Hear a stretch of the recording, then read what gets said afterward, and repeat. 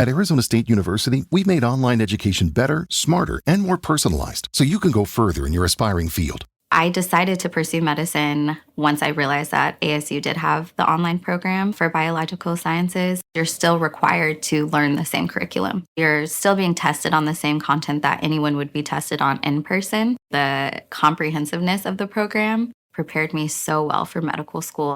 Explore over 350 plus programs at asuonline.asu.edu. Before we begin, a quick note.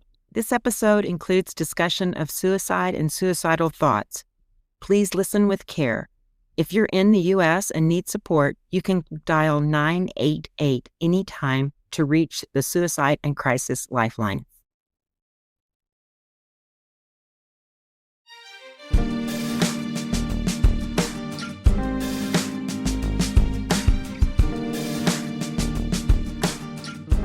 Greetings, everybody, and welcome to another episode of Pammy Out Loud. I'm your host, Pamela Walsh, and I am very excited because today I'm doing my first ever interview, and it is with my dear friend, Kristin Horstman.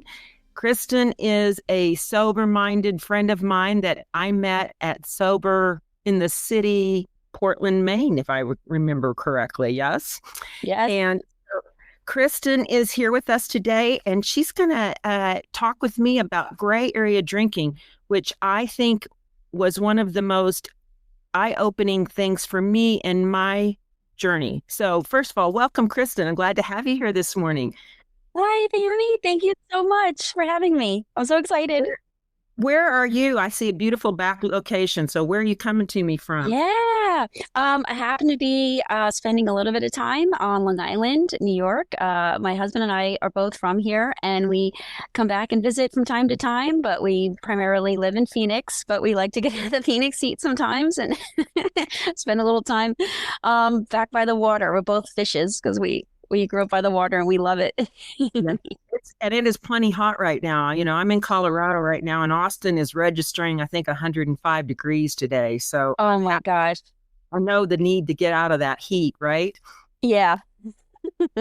So tell us first of all about your sober journey, and how did you decide that you wanted to quit drinking or get a better handle on alcohol? Yeah. Thank you so much for asking. So I drank in the gray area, and we'll talk about what that is. But I drank alcohol for 20 years, and I was predominantly in the gray area for most of that time.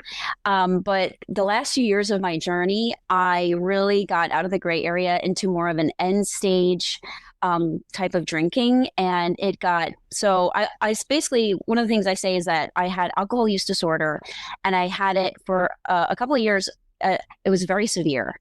And it got to the point where I had severe depression, suicidal ideation, overwhelming anxiety, and I couldn't stop drinking, and I completely lost my will to live. So it got to that point where I had to stop. Otherwise, I wouldn't be here talking to you right now. So Kristin, you said a couple of terms that I'd really like to introduce to my listeners, because I have just briefly touched on my own journey in my podcast so far. And I think that it's really important that, you know, right now, as I say, when I stopped drinking, which was about 5 years ago, and you said that's about the same for you now, I only knew alcohol, AA, and sober. And what I saw it was you were either an alcoholic or you were not an alcoholic, and there wasn't anything in between. And our medical community has really changed that picture right now. And it's introduced this term, alcohol use disorder, where they recognize that it's a spectrum, that we're on a spectrum, which is so much more accurate, really, for all of us, right? I mean, I think for me, yes. I did not identify as an alcoholic. And so what that did was it kept me stuck drinking, if that makes sense, because I would kind of look at my drinking and I would go, I'm not really an alcoholic, so I guess I can keep drinking, even though I knew I was abusing alcohol and it was not serving me. well, but I didn't, it was a kind of an either or, not anywhere on the spectrum. So I love that term, alcohol use disorder.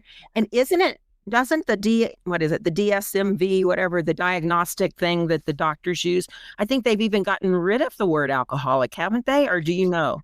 Oh, that's a good question. I can't speak to the DSM necessarily, but yes, in general, though, the medical community does not use that term. It's very outdated. I don't even think the medical community really has solidified that term. I think it's more of a cultural term than it is a medical one. And but everything you just said, I could have said verbatim. I too thought that there were two buckets of people, that there were the quote unquote alcoholics and the quote unquote normies. And that also kept me stuck, and it kept me drinking, and it kept me from really wanting to address what was going on with me. And then there was so much shame attached to, no longer being in the quote unquote normie bucket. And, I knew that my drinking had gotten so severe, but I had so much shame around it, and I couldn't wrap my head around it. And then I did try some AA meetings. I didn't really want to go, but I was kind of dragged to them. But I also felt like, okay, I don't know what else to do. And I was so miserable there. And nothing against AA. It was just like at that time, just wasn't resonating with me. And I would actually walk out of a meeting more depressed and more anxious and wanting to drink more. And that kept happening. And I'm like, oh my God, if this is the only thing that's going to help me, I'm screwed. Like, I'm not going to make it. And I got so depressed. And, that's when the suicidal, ideation and the depression I just kept going down and deeper in the hole. Okay. So unfortunately, y'all that cannot see Kristin yet, but if you're just hearing her, she is a beautiful young woman. Do you mind me asking how old you are? Sure. I just had a birthday. I just turned 43. 43. Okay. So you're, and in my opinion, you're on the younger end of people that decide, hey, I got to do something different about this. So yeah, you need to first become aware. So tell us, so how did you get sober or choose to, how did you quit drinking? What was your journey? Yeah. So, it got so when I was about, 35, 36, a lot of things started to escalate in my life. A couple of things were happening at once where our kind of social network was becoming increasingly surrounded by more heavy drinkers. So, we were choosing to spend more time with heavy drinkers, and it was just becoming more and more and more normalized. And, we used to be more involved with like running groups, my husband and I, and then we kind of started to shift over the years to just people who wanted to just get together, and like the focus was around drinking. And I was all for it. I drank in the gray area. Like I said, I started drinking on a regular basis around 18, when I went off to college. And then I just kind of, it ebbed and flowed.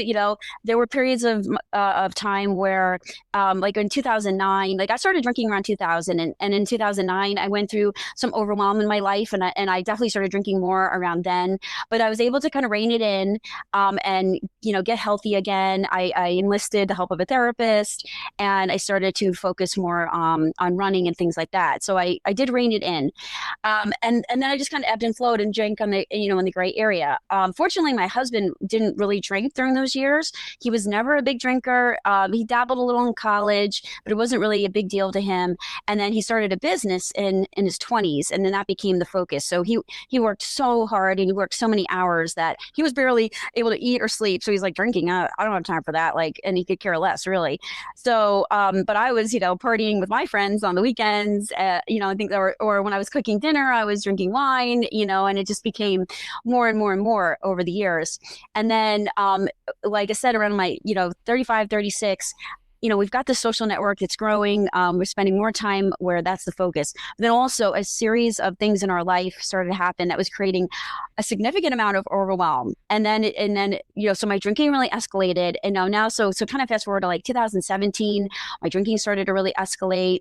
And then in 2018, right at the beginning of the year, like February of 2018, the SHIT hit the fan.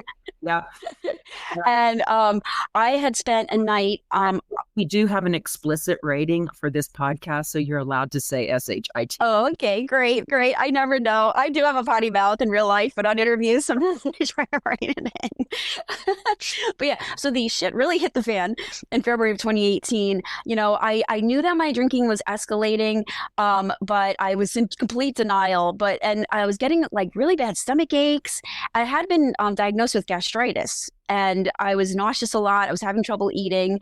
But then I had this one night of where I was on the toilet and I was throwing up bile actually all night long. And I never got even like 30 seconds of a break. And it was one of the most miserable nights of my entire life. And I was throwing up bile because I had no food in me. But it was just relentless. And it was happening over and over. And that is really when, the veil was lifted and it was like, okay, there's no more living in denial. Like there is an issue here. And then I got some lab work right after that. And, my liver enzymes were through the roof. And I believe I was actually in the pancreatitis category. It was just so severe. And then that's when I was kind of dragged to some AA meetings against my will. And then I tried to white knuckle a couple of weeks without drinking. And I just thought, if I just take a couple of weeks off, I'll be fine. I actually have a great picture of me that I share a lot on social media. It's from early March of 2018. And I'm making a green juice.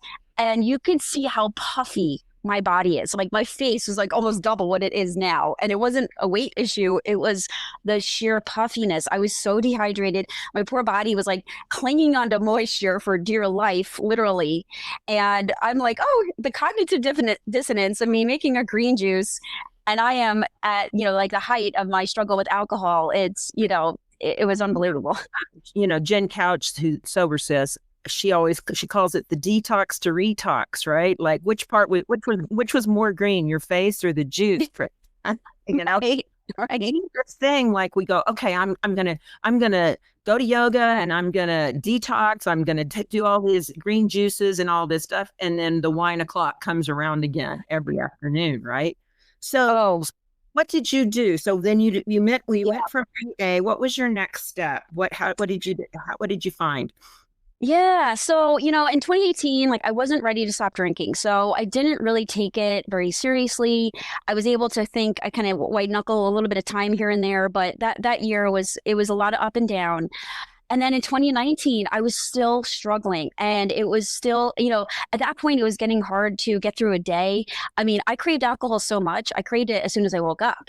And I mean, literally, I was drinking in the morning and, I would like sneak it, and I would wait for my husband to like take a shower, and then I would run in the garage and like drink. And I knew what I was doing was wrong. Like the logical part of my brain was like, what is happening here? Like this is not okay. Like I would actually get stomach aches because I would know that like what I was doing was wrong. And it was just, it was like an out of body experience, but like I couldn't stop.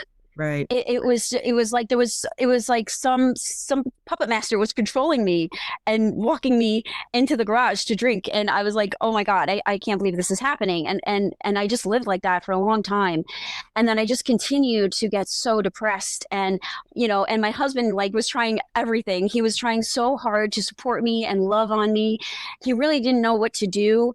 But luckily, in 2019, it got to the point where my suicidal depression had gotten so severe. I actually in June of 2019, I tried to hurt myself because I had a really, really overwhelming thing happen, and I just couldn't do it. And I'm like, I'm checking out. I kept telling God every day, like, please take me. Like, I could just go to sleep and not wake up, right? Like every day I kept saying that, but then there was like a shift. But the day that I had that shift and I actually tried to hurt myself, it was actually the wake up call I needed. Wow. And then the next day I was like, I have to take this seriously. So I researched like a crazy person. I was on my computer and I said, I'm going to find something that's going to help me. And I did. I really spent the whole day, and I was like, there was something about like traditional rehab that wasn't resonating with me, kind of like AA wasn't resonating with me. And I was like, I feel like I should go somewhere to get help, but there's something like I have to find what's right for me though. And fortunately I found this amazing place in the state of Washington, actually off the San Juan Islands. I don't know if you're familiar. They're beautiful little islands right off the coast of Washington State. And it was a husband and wife, and they bought a farm, and then they started their own dual diagnosis center. And they used actually spiritual psychology. I just want to interrupt you for a second. Yeah. Those people who are not familiar with the term dual diagnosis, can you elaborate a little bit on that? Yeah, so it was like everybody who was going there, like they knew it wasn't just substance use disorder. They knew that there were other things to be addressed. Right. And yeah, so a lot of the people, the way I understand it is many times people go to, let's say, a rehab, and you go there thinking, oh, it's just alcohol, or it's just drugs, or whatever that you're addressing. But there is some mental health disorder or something else going on in parallel. So you have to treat two conditions at the same time. Is that correct? Yeah, that's exactly how I would describe it. Yes. And and there was like the way they described their program on their website, it just felt like there was so much warmth there and actually in dignity. I was looking for dignity because I was just swimming in shame. Like every waking moment of my life, I was just covered in it. And when I read, what they were offering, so they had a cohorts. They did their program was around cohorts of up to 10 people, and you started and ended together at the same time. So that was really appealing to me. And it wasn't just a revolving door of like, oh, people are just going to show up every day, all day. You had your own room, your own bathroom. You actually had access to your cell phone every other day for about an hour. And I was like, oh, that's really appealing, because from what I heard, it was like if you go to rehab, you're kind of just like literally locked away from the world. Like you're just kind of thrown away, and you don't get to communicate with anybody. And there was a lot of shame around that too. Like I couldn't tolerate that. So it was just, and then the spiritual psychology, like when I was reading about that sounded really interesting too. And so I called them and I said, I need help. I would like to join your program. They said, we have one in a couple of weeks. And then when I showed my husband, he was like, wow, he was actually really excited for me. And he was so relieved that I was, not only, willing to go to this place, but I was actually excited about it. And so when I showed up there, it was really a positive experience. And it was nice. Yeah. It was nice to have a break. And when I showed up, I was actually, my husband and I were taking a little tour of the grounds, and then you're allowed to have your family member with you up until dinner. And then at dinner, he had to say goodbye. And so we're touring, and it was July in beautiful Washington State. Like on this farm, there's like horses and goats and chickens, and it is so green, and the weather is perfect. And so I said goodbye to him, and I went to go join the group, and the group's looking at me and they're like, wait, are you with us? You don't like work here? Like, no, I'm with you guys. I'm ready to heal. Let's do this. And, I was all in, and it was wonderful. All in kind of person. And in fact, that in Portland at Silvey, we were walking into Portland from the hotel just to go to downtown. And I said, so I looked at her and I go, so what's your story? And she said, do you want the long version or the short version? And I said, well, we're here for 3 days. Let's go for the long version. And 3 days later, we were still walking. That's right. Long version. Yeah, exactly. When she gets into someplace, it's so difficult to imagine, when you talk about suicidal ideation and being in that really, really dark place, it is so difficult for me to imagine who you are now, who I know you to be, the joy that just bubbles up from you. And also I think about, and I can't remember what's your husband's name? Evan, that's right, Evan. And you guys, you just adore your husband. Y'all have such a cute marriage. It's so fun to see y'all together and to interact with you. So I think it's a really important point to go, yes, there is hope on the other side in wherever you are in your path, because it's almost impossible for me to imagine that you were in that dark place that long ago. But that's what alcohol does. Yeah. Right? It creates these negative. I mean, why are we surprised we get addicted to it? It's an addictive substance. Right. Even if you're not physically addicted to it, I mean, my own path, I think I've considered myself, I was certainly psychologically addicted to it. I didn't, when I quit drinking, I didn't have like, detox or any of that kind of stuff. But man, I was so overwhelmed by the fact that, when I stopped trying, when I really thought, okay, I'm not going to drink, how much of my thought processes was just consumed by, I really want to drink. I can't have a beer this afternoon. I want a margarita when we go to Mexico. How's that going to look? All of those things. The psychological part of it is huge. Okay. So go to this place in Washington. You were there for how long? About 30 days. 30 days. Okay. Yeah. And then when did you get involved with Jolene Park? Yeah. So Jolene Park is too. Oh, yes. She's amazing and she's changed my life. So after the program, I went back into the real world, and even though my mental health was much improved, I still had the cravings. I was still dealing with the physical part. So, we talk about psychology, but there is a big physical piece to alcohol. Think about it. It's a physical substance. It goes in your physical body and it has physical effects. So everybody's physiology is affected the second you put that in your body. Mm-hmm. And what I didn't realize is that, the cravings piece was still there.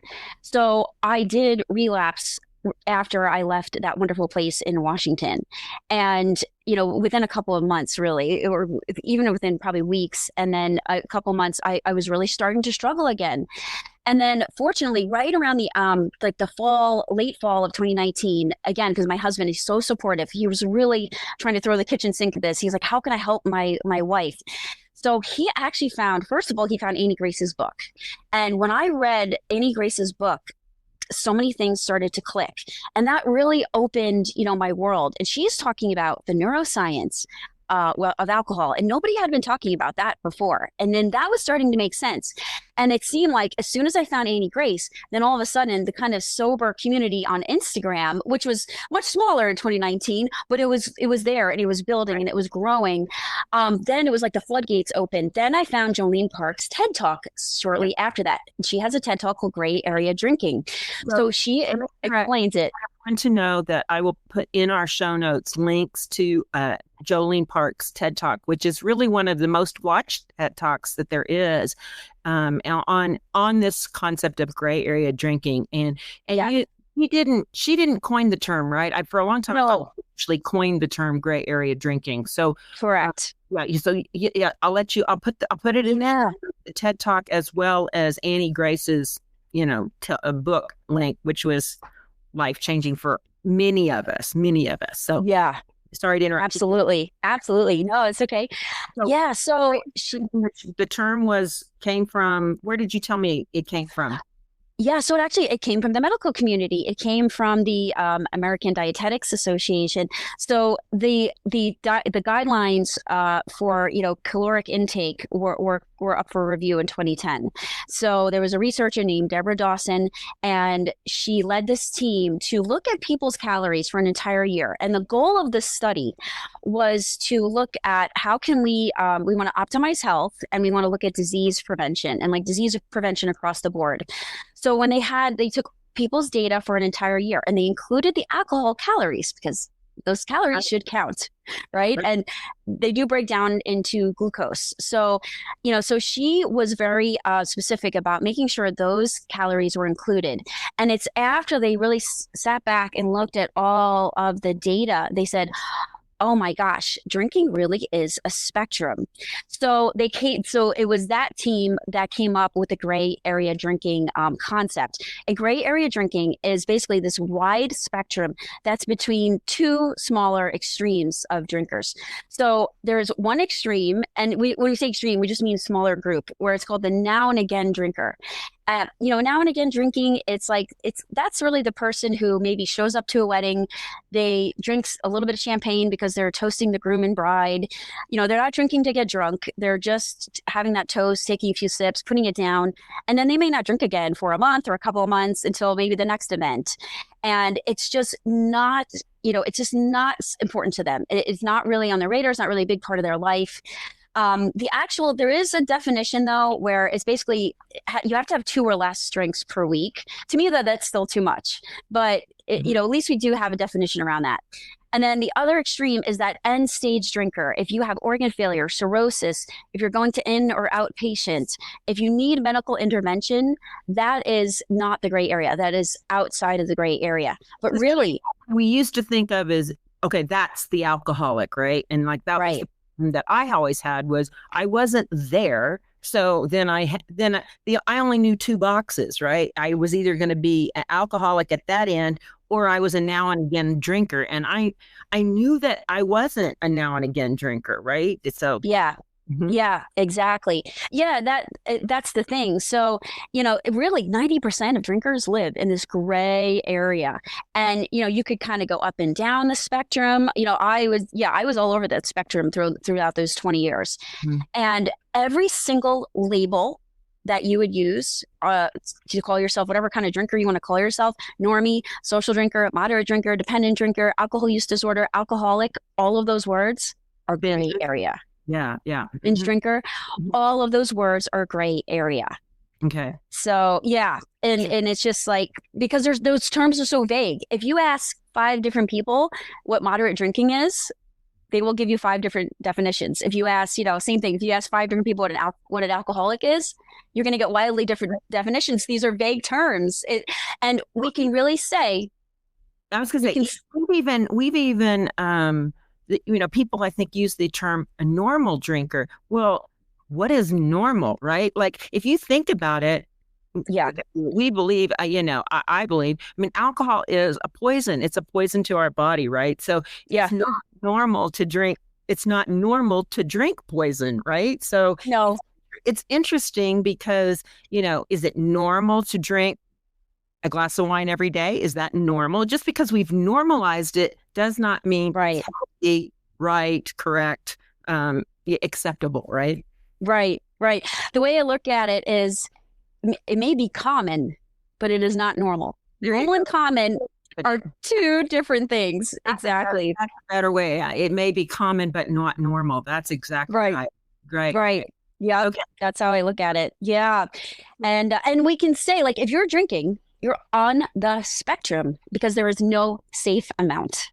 And there's no safe amount. Full stop.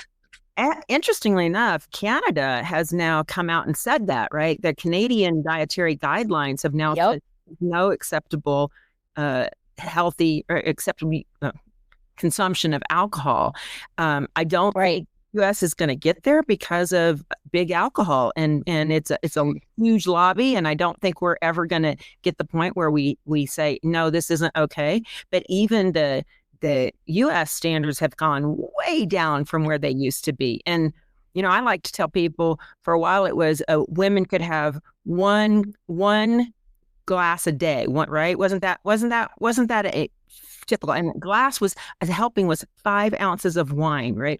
You show me a woman that pours herself a glass of wine. It ain't happening. I thought they made the red wine glasses big because so I could, I say, oh, I only had a glass. It was like freaking half the bottle of red wine. It was in the glass. It's by a bigger glass. I had a glass of wine, Yeah. Yeah. Exactly. Yeah. Women, if they have more than 7 servings, like I don't even like the word glass, because again, people don't understand. They're not sitting there measuring. No one in this world is measuring. Maybe bartenders if they have to, but right now to hit the pause button and go pour yourself 5 ounces, get a measuring cup out and pour out 5 ounces. And just tell me, like, is that your serving of wine? Do you ever, even at a restaurant, they don't just give you 5 ounces. Right. Exactly. And so once women hit 7 servings or more a week, that is heavy, risky drinking. Wow. I mean, how many people do that in, maybe 20, a day, 24 to maybe 48 hours. Yeah. And it's like, no, that's, it's if you're drinking, you're on the spectrum. That's it. There's no safe amount. Full stop. That's it. Okay, so you saw Jolene's talk on TED Yes. Talk, which is so interesting. And I will, like I said, put a link in the show notes. And then did you decide to get involved with her program, or what happened coaching? Because Kristin's a coach now, right? So tell me. Yeah. Well, so it took me, it took me a whole year after I watched that TED Talk. I was still struggling, actually, believe it or not, but right after I watched that TED Talk, the pandemic happened. And some other things lined up for me. So in 2020, I actually made some of my best strides that year. A couple of things happened. Like my husband had the brilliant idea of getting a dog. So he's like, you want a puppy? I found a puppy. And I'm like, I'm such a dog person. I'm like, okay. So we decided to get a puppy, and she came in January of 2020, which was, so funny in hindsight. And then I started to just like get so happy again, like to have this little animal, something to focus on, take me out of my kind of wallowing in my misery, and have her, this cute little thing that I had to take care of.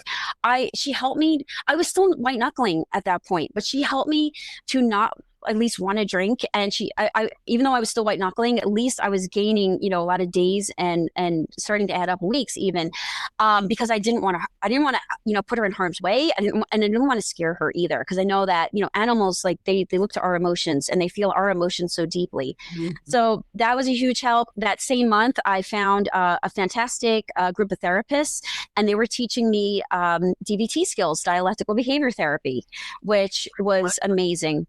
Dialectical behavior therapy. Yep, which was created by Marsha Lenihan, I believe in the 70s. Okay. And that was a really helpful program. They talk about, they have modules under that program, and it's like the stress tolerance, emotional regulation, interpersonal relationships, and mindfulness. So they were teaching me these skills, and then it was great because as soon as shutdown happened, they just flipped right to Zoom. So I didn't have a break from that. So I'm getting therapy, and then they were actually teaching classes in a group.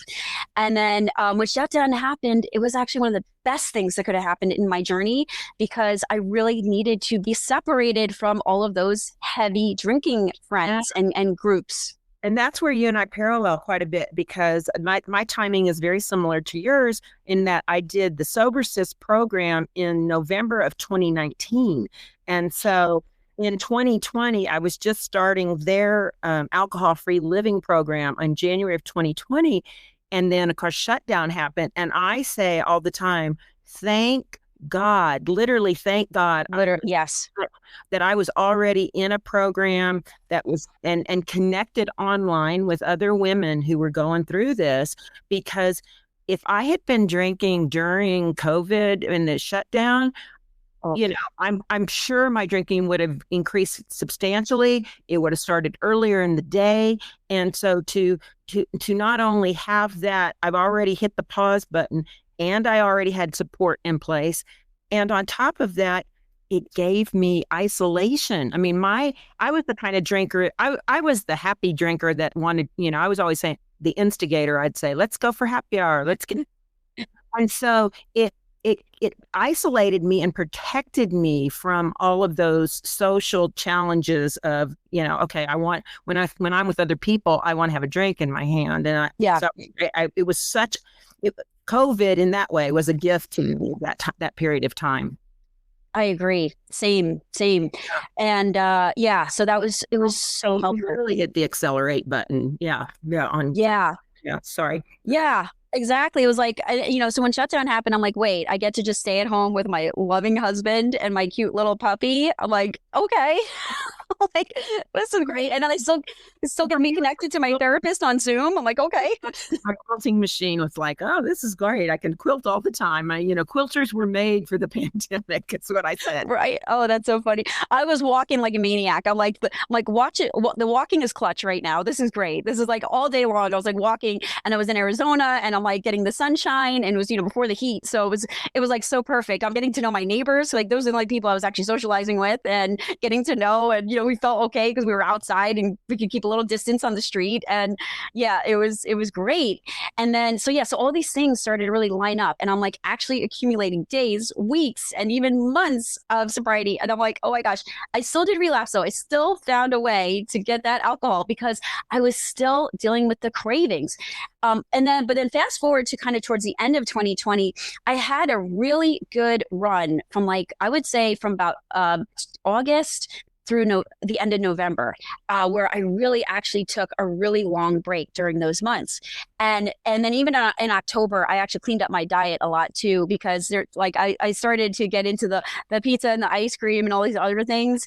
And I was like, oh, this is not looking good. So I really was on my diet in October and then even in early November. But then towards the mid to end of November, I went through some overwhelm again. I had some things happening in my life. And then I was starting to and I gravitate towards alcohol again, started to dabble a little. But then Christmas week, I was really starting to actively sneak it in again. But I told myself, well, it's not that bad. It's not that bad. Clearly, I just took several months off. I don't have a problem. It's not that bad. But my husband really started to notice something was wrong. But I was denying it. And it only took really a matter of days before I really went off the rails again. So what happened was on January 1st, 2021, we were home and I had snuck alcohol into the house and I was drinking at home during the day. And right in broad daylight, I was sitting on my patio on a chair and I passed out. And the next thing I know, my husband is shaking me, waking me up. And he's like, what happened? And I'm like, yeah, what happened? And he looked terrified and I was terrified. And then that night, as the alcohol was leaving my body, I was like, I am done. I know I'm done. I was like, I can't do this anymore. And I learned the lesson that it wasn't time. Time by itself does not heal this issue we have with alcohol, with our brain, being so hooked on it. See this, and what's really cool, Kristin, and I think it's both the challenge and the gift of giving up alcohol. We think that alcohol is the problem. Well, alcohol is just something that we've done to numb the problem or to not stay away from it, avoid looking at it, right? Because when you take away alcohol, that's when the work really begins on who you are and what are the things you need to address in your life, right? And we think, oh, I just need to stop drinking alcohol. Well, that's the symptom. That's not really what's going on. It was when you have to look into your heart and into your life and say, what are the changes that I need to make? Which, what you come to realize is this is a lifelong work in progress. You're never done. It's not just 30 days alcohol free or being in a rehab or doing a 90-day program or any of the different things. Those are great ways to jumpstart into it. But they're not the way that, what you realize is, holy crappuccino, I've got a lot of work to do on myself and here I am, which is, like I said, scary and a gift all at the same time. Yeah. Yes, that's exactly how I would describe it. I totally agree with you. And so so that night I was like, okay, I'm done. The next day, I hit the computer again and I was determined. Every waking second, I was like, okay, what am I going to do? What is the final solution? I felt like I had been doing everything at that point. And I'm like, there is something out there that I am missing. So I revisited Annie Grace's webpage. I went back to, Laura McCowan. She was another, trailblazer of that era. Love her. Yes. Yeah, absolutely. Yeah. Love her. I did her Bigger Yes program in the fall of 2020, which was really helpful. I love that.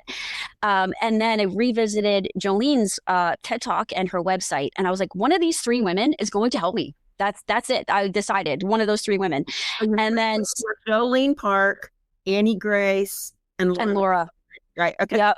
And we have all this in the show notes for you, because this is also the great gift about this, finding your path as an alcohol-free person, is there are so many fantastic programs. It used to be there was AA and that was it. You had a rehab model and not much else. And now there are so many places that you can get online support, you can, without going, okay, I have to check myself into rehab, or I have to go to some other place. So yeah, I'll put those links in the show notes so everybody can take a look at, know that it's not a matter of I have to pack my bags and go away. There's some great resources out there. Okay, so you're right. One of these three women are going to help you. Yes. So when I was on Delete, I've got some friends that are talking. I do see a couple of little furry little cuties. So when I was on Jolene's website, I saw that she was talking about cravings and anxiety and healing the craving brain. And she was talking about the missing physiological pieces. And that was it. I was like, oh my gosh, it was like this light bulb. And then because in her TED Talk, not only does she, tell everybody about gray area drinking and what it is, she talks about her very famous Nourish acronym. And she talks about the cravings piece and the difference between the logical brain and the animal brain. And it turns out, we've got this, gut brain connection, and we've got, our logical brain, our prefrontal cortex is right here. And 20% of that communication is what we call top down, but 80% of the communication is coming from back here where our animal brain is, our limbic brain. 80% is actually going up. So that's called bottom up. So 80% of the cravings and the anxiety I was feeling was coming from the body, not the mind. Wow. Yeah. And I was like, whoa, mind blowing. Like once that clicks, once you realize that, because so many programs out there are too focused on the mind. So they're only hitting that 20%. Hey, it's an important 20% and it's got to be addressed because you want that comprehensive approach. But if you're not addressing the body, the physiology piece, you're leaving 80% on the table. And I was like, that is why I keep returning to alcohol and why I keep relapsing over and having these day ones over and over and over again. Right. So yeah, within days, I had basically 48 hours. Later, I had a discovery call with her. She's talking about, 20-minute calls. Let's see if coaching is a right fit for you. And as soon as I was on that call with her, I was starting, share my story. And she looked at me and she said, "Oh yeah, you're a gray area drinker, and I've helped hundreds of women like you." And I'm like, I can be helped. Because so that's another key point, Kristin, is that the thing that struck me when I got involved in the Sober Sis program was all of the sudden I started seeing women like me, right? Like I had this image that, I was, you had to be laying in the gutter. I was unable to go to work, this. Yeah. Complete, as we say, the rock bottom moment kind of thing. Some people do have to have those before they change. I mean, how sick is this? I remember a time in my life where I prayed for a rock bottom moment because I didn't know there was another way to change my drinking unless I had one of those, right? And so to all of the sudden to go, hey, there's another way to do this is such a huge thing, right? And now these beautiful programs that take you there. Yeah. I mean, I was accumulating rock bottom moments left and right. It didn't stop me. I mean, it took me almost 3 years after that horrific night on the toilet, throwing up bile for hours and hours and hours to stop drinking. Yeah. I mean, and I had, and then it was a year and a half later that I tried to hurt myself. So, I mean, they weren't helping. They weren't getting through to me, those rock bottom moments. I just kept accumulating more and more time was going by. And, so when I look at this, this alcohol use disorder, this issue, to me, it's like, once I really got into the physiology piece, it's really a chemistry problem we're solving. Once you really want to stop, once you're ready, your window of tolerance for all of those rock bottoms are just, done. It's like, okay, now we've taken alcohol out and I want to repair the brain. I want to heal these cravings. I want to heal this, I want to rewire this anxiety. I don't want to feel this anxiety anymore and this depression. And then it becomes, it's like, okay, well, you've taken the alcohol out, but now we have to rebalance. We have to recalibrate, because it was used to having it all the time. So if you take it out and then it's like, that's when the cravings come in because your animal brain is like, hey, where's that thing I was getting every day? And it would be the same, like if you suddenly took out, if you're a caffeine drinker and you suddenly stop drinking caffeine. Or if you eat sugar every single day and you suddenly just take out the sugar, it's like your body, it gets used to that thing and it gets hooked on it. So when you take it out, your body's going to send you very painful signals to continue to go get it. Because by repeating it over and over and over again and consuming it over and over and over again, you've told your brain and your body that that is important and it's going to be looking for it. Mm-hmm, mm-hmm.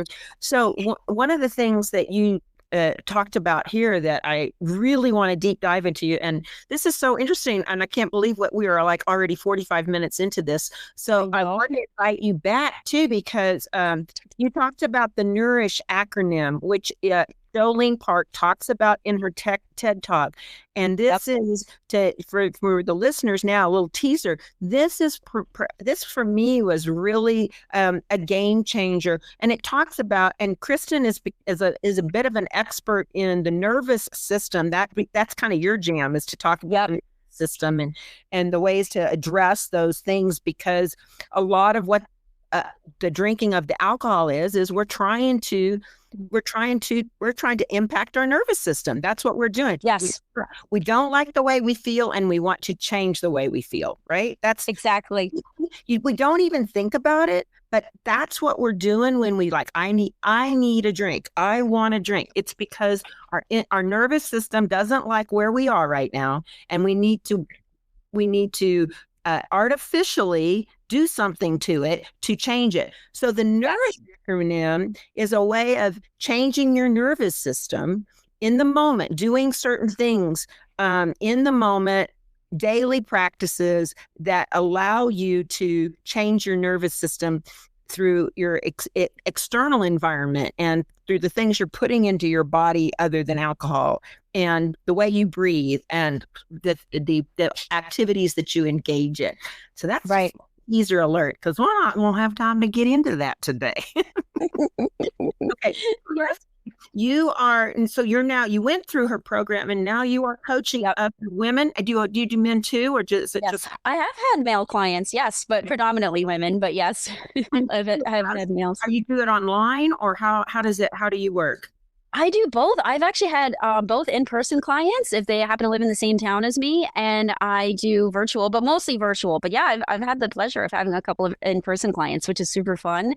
But doing it on Zoom is very seamless as well. So the way the coaching works is that we would meet on Zoom once a week, and then we actually had an email check-in every single day. And I teach them all about the nervous system, how to notice those cravings, notice the anxiety, and then I give them tools for their nervous system that are, physiology based, good for their physiology, good for their nervous system, so that they can regulate their nervous system with these tools, these somatic tools. Soma means body, instead of alcohol. Because, like we were saying earlier, it may be common to regulate your body and your emotions and your nervous system with alcohol, but it is not normal to regulate your body with alcohol. So we have to rewire that. Good. Say that again. It is. So it may be common to regulate your nervous system and your emotions with alcohol, but it is not normal to regulate your body with alcohol. Love Going that. back to yeah. Write that down, people. Write that down. Yeah. Right. So yeah, it's just amazing. Once we take the alcohol out and then we start to really nourish, to use Jolene's term, to nourish the nervous system, it's like life becomes technicolor. You can really start to boost your pleasure chemicals again. Your pleasure chemicals get so depleted because of the alcohol. And then when we take the alcohol out, our brain is really depleted. So part of the coaching is I help you repair your brain chemicals. They're very depleted. So I help you build them back up again. And once your brain chemicals are built back up, we were designed to have everything we need in life. We have GABA. and GABA is our anti-anxiety chemical, but alcohol depletes it.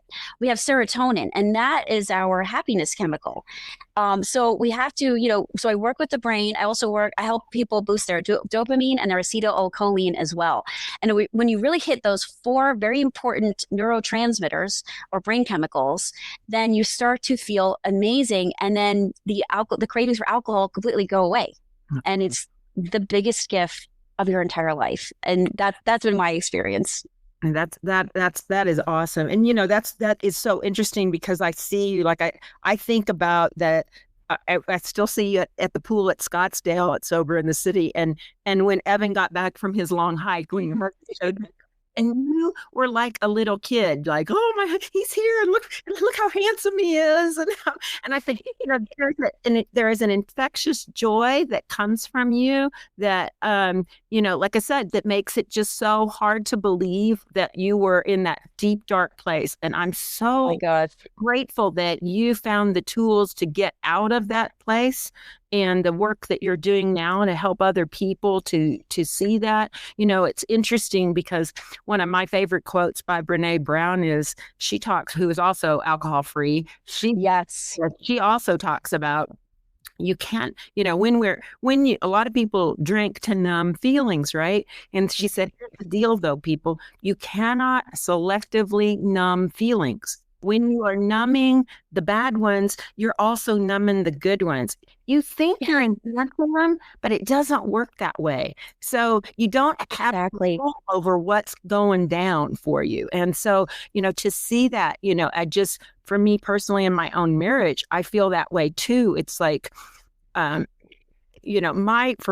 drinking, it wasn't like it was all bad. Like I like to say that, and a lot of it though was impacted by the mood that I was in when I started drinking, right? So if I was in a good mood, you got happy fun Pam, probably over the top Pam. Let's just put it out there. But if I was the least bit sad, lonely, angry, any one of those kind of more negative tendencies, alcohol amplified that side of me too. And so it also would cause me, if I'm a little bit off, then I'm looking at my marriage and it's off, and I'm looking at my health, it's off, and I'm looking at my friendships and they're off, like, whatever. It just really sent me down that dark path, right? So I think it's great.